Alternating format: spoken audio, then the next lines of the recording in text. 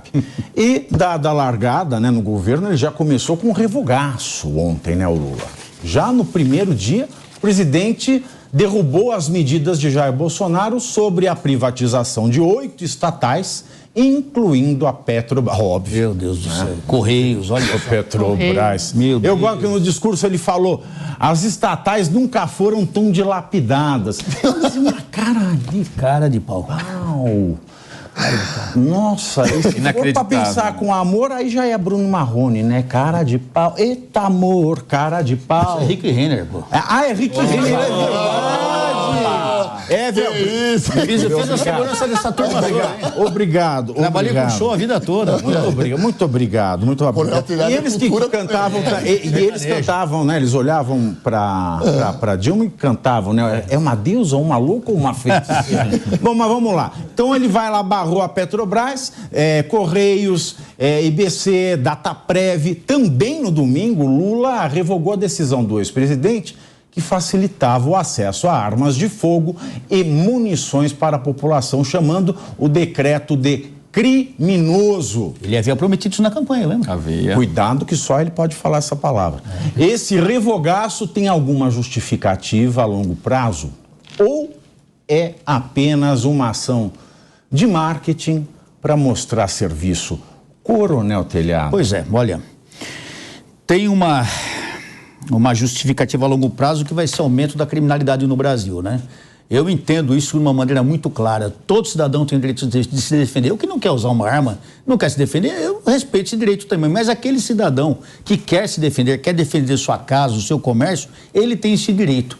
E era isso que o Bolsonaro fazia muito bem. E era uma das grandes gritas da população, tanto de todas as classes sociais, mas infelizmente não de toda ideologia, porque muita gente de ideologia idiota pensa que você usa uma arma para fazer violência, ao contrário, você usa para se defender. Existe uma máxima que fala o seguinte: para se parar um homem mau armado, somente um homem bom armado. Essa é uma grande e triste realidade que é em todo mundo, mas aqui no Brasil, infelizmente, a esquerda tem esse discurso capenga, esse discurso hipócrita de dizer que é contra o armamento ou contra a população andar armada. Não entendo por quê. Medo do quê? Da população se revoltar? Por quê? Não entendo por quê esse problema da população andar armada. Ao mesmo tempo, nós vemos no discurso mesmo o presidente dizer que ele não aguentava mais ver um coitado ir preso porque roubava só um celular para comprar uma coisinha no final de semana. Então, é um discurso de um governo que se mostra pró-crime. Ele é do lado do criminoso. Ele não é do lado do cidadão trabalhador, do cidadão de bem. E isso é muito claro, não só nos discursos, como também nas atitudes, onde ele revoga esse decreto dos armamentos. E os outros decretos aí, a gente vê a revogação dessas estatais, é uma coisa que me deixa muito triste. Uma coisa que não se fala muito na Petrobras no Brasil. Mas uma coisa que quase não se comenta, e eu tive muito contato com o pessoal dos Correios, que era a instituição mais confiável do Brasil. Os Correios já foram a primeira Era Vargas? Né? Não, há pouco tempo o Correio, ele tinha a confiabilidade total dos brasileiros, porque você mandava um material, esse material chegava íntegro. Então a confiabilidade dos Correios era muito grande. E os Correios, é difícil, né? Os Correios foi destruído pela era PT. E o principal alvo do PT foi a Postales. A Postales era o órgão de saúde dentro do Correio. E quando eu estava em campanha em 2014, eu era vereador e estava em campanha para deputado estadual, eu fui viajando no interior e conheci algumas pessoas que trabalhavam no Postales e me falaram dessa triste realidade da destruição total do Correio e da Postales, da onde se tirou dinheiro e muito dinheiro foi desviado para cofres particulares. Petrobras não precisa nem falar porque é um caso público e notório. E agora nós sabemos que eles não querem estatização dessas empresas, por quê? Porque é da onde eles vão continuar mamando e mamando pesadamente sobre o governo, sobre a economia brasileira. Então, são duas situações muito tristes. Primeiro, a continuação, que já era declarada, da mamação em cima das estatais, do dinheiro público, e segundo, do aumento da criminalidade no Brasil, porque o cidadão, principalmente no campo, nós temos muito problema da violência no campo, porque eles tiram o armamento de quem? Do trabalhador, do fazendeiro, do cidadão, do pai de família. Eles não revogam, porque não tem como revogar, porque já é proibido, mas eles não se incomodam com o vagabundo, com o criminoso andando armado de fuzil nas ruas. Aliás, na sua campanha ele esteve lá na Rocinha, a polícia não pode subir. Eu sempre pergunto, quem fez a segurança do presidente quando esteve dentro da favela? Eu não sei, ele vai tirar as armas de lá? Não vai. Ele não está preocupado com o criminoso andando armado. Ele está preocupado com o pai de família andando armado. Isso é público e notório. Será? A privatização dos Correios, ela é um ponto bem interessante para a esquerda, né? Porque foi daí que surgiu o escândalo do mensalão, né? Então, eu lembro, eu trabalhava em Brasília, eu trabalhei na CPI dos Correios, né? Com a oposição ao governo Lula na época. E toda essa história de mensalão, ela começou através da CPI dos Correios, de uma denúncia do Roberto Jefferson, envolvendo justamente o COAF, que a gente estava falando na semana passada, que agora o Lula quer colocar sob a gerência do Haddad, né? Então, olha como as coisas vão se encaixando, né? E a EBC, nessas horas a gente percebe o quanto a gente já está mais velho, né? A EBC também trabalhava em Brasília na época da criação e a justificativa do Lula era justamente de que ela seria uma BBC. A BBC britânica a EBC seria a BBC brasileira. E se transformou, na época a gente até falava muito nisso, era a TV do Lula, simplesmente uma propaganda midiática do Lula e não teve nenhum outro fim. Não teve uma justificativa popular ou de acesso à cultura ou de promover a cultura. Virou a TV do Lula. Então agora quando eles barram essa privatização é justamente para voltar aos velhos hábitos.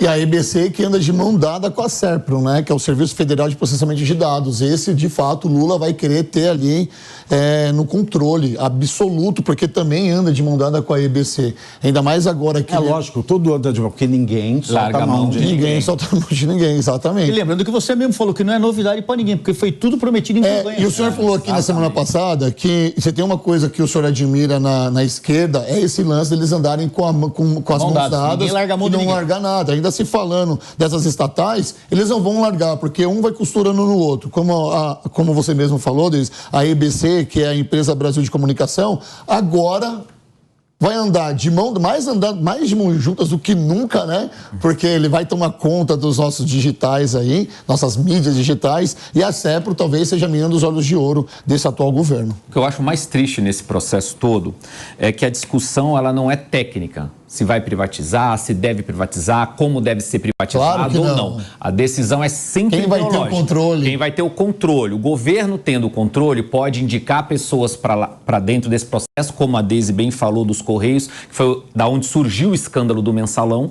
e aí eles têm verba de publicidade, ali eles têm verbas das estatais, ali tem dinheiro do povo. Então essa é a lógica. Eu acho que tem alguns pontos aqui que poderiam ser bem discutidos sobre privatização, como, de que forma, mas o PT já tem esse viés. E não tem nenhuma novidade, que foi isso que o PT prometeu na campanha. Aqui, justiça seja feita, ele está fazendo o que ele prometeu. Sim. Ponto. É isso que ele está fazendo, ele está sendo fiel aos deles. Não vamos privatizar e vai ter mais espaço, inclusive, para a gente ter acesso a dinheiro, a recurso, para movimentar os nossos. Porque o PT precisa de base de apoio no Congresso. É lá que o Lula está olhando, é lá, por isso custa dinheiro, né? Isso custa dinheiro. O que era o mensalão, a mensalidade imensa que era paga a parlamentares para votar a favor do governo. Não se esqueçam disso. Então é muito importante que para esse tipo de pensamento equivocado nessa ideologia, não se discutir privatização de forma técnica. Sim, ideológica. Aí. Mas tudo é contra a técnica. Quando você fala que teto de gasto é estupidez, que técnica tem? Se eu ganho 100 todo mês e gasto 397, qual a técnica possível na face desta terra de Nosso Senhor que eu vá chegar no ano com um saldo positivo? Não. Que matemática é essa? Não existe. Não, é matemática, só se for. Não tem. Começa daí a falta de técnica. Não tem técnica nenhuma. Então tudo outra vez. Eu falo, não tem como. Você fala, tem que torcer para o Brasil dar certo. Mas como que eu vou torcer para o Brasil dar certo? Como é que eu consigo torcer para o Brasil dar certo? Ele vai desarmar agora as pessoas que foram lá, compraram, fizeram psicotécnico, tem registro. Mas ele não vai lá pegar a arma do povo do CPX. Não vai. E nem endurece as leis para combater. Exatamente, Não vai. Exatamente isso. Não vai. E o governo Bolsonaro, que foi bom em uma das coisas, e uma delas foi a queda drástica no índice de criminalidade, não soube falar absolutamente nada. Olha como a palavra é importante para um povo que não consegue compreender os fatos. Veja o seu exemplo, o artista de esquerda do teatro amador ou do teatro profissional pequeno que foi beneficiado pela mudança na Lei Rouanet e votou no Lula. E isso, Pavinato, reforça essa lógica de como contar uma história. Você vê como nós, eu vou falar nós, da centro-direita, não sabemos ainda contar essas histórias. A gente não sabe contar os fatos, não é nem história. Olha, gente, isso aqui é assim, assim, assim. Eu vivi isso na pele conversando com pessoas da esquerda, que fazem parte de grupos teatrais, que gostaram desse movimento, dessa manifestação. Pô, é legal isso, porque realmente grande parte do dinheiro da Lei Rouanet ia para os grandes empresários, produtores. Óbvio. Se colocasse uma Quem estrela... é que dá cartaz? Exato. Eu vou falar assim, Dita Zero Hora tem um espetáculo ali na Rua Augusta, um espetáculo teatral bonito, né? Ela vai, se ela vai falar bem do Lula, quem é que vai, que voto que ela vai virar? Agora eu vou lá, descarrego lá numa artistona, tal, que vai chegar lá e vai fazer o L, bonito. Exatamente. Qual é o interesse por trás disso? É um interesse puramente eleitoral. Não tem interesse na cultura. Não. Nenhum. Não é a cultura que se exploda. O que me interessa é a repercussão eleitoral que isso dá. É claro que os grandes espetáculos contratam muitos outros artistas que servem, né, de base. Tem músico, tem figurinista, né, tem toda uma... técnica, exatamente, logística. tem toda uma equipe muito grande, um staff muito grande. Mas são artistas que por si só já venderiam o suficiente para pagar esses staffs. E o pequeno não consegue pagar nem a diária de aluguel de um teatrinho. E é esse tipo de narrativa, de história que nós temos que aprender a contar, que as pessoas precisam aprender a contar, que você aí que estava na frente do quartel tem que nos ajudar a contar para as outras pessoas, para elas entenderem que isso também é importante. Nós não sabemos isso. Então nós não sabemos isso, contar, fazer essa narrativa que a esquerda sabe fazer maravilhosamente bem e faz. E aí vai uma artista lá que levou 5 milhões da Lei Rouanet e faz um L e aí a massa vai atrás. Você falou uma coisa bacana aqui sobre Moisés, não sei se foi sobre Moisés, sobre o Egito e tal, e que me lembrou o mito da caverna. Sim. A pessoa está dentro da caverna. Exatamente. E às vezes é até difícil você julgá-la, porque às vezes ela não sabe o que é teto de gás, um linguajar, um negócio muito para o perfil do eleitor da massa da esquerda, está preocupado em ir para o trabalho com a sua marmita, em voltar do trabalho. Esse cidadão precisa ser melhor educado politicamente. Ou reeducado, não sei qual seria a palavra correta aqui. E é aí que nós temos que nos unir, e é aí que nós temos que fazer uma frente muito grande. Se nós não fizermos isso, essa galera vai continuar sendo alimentada por essa narrativa.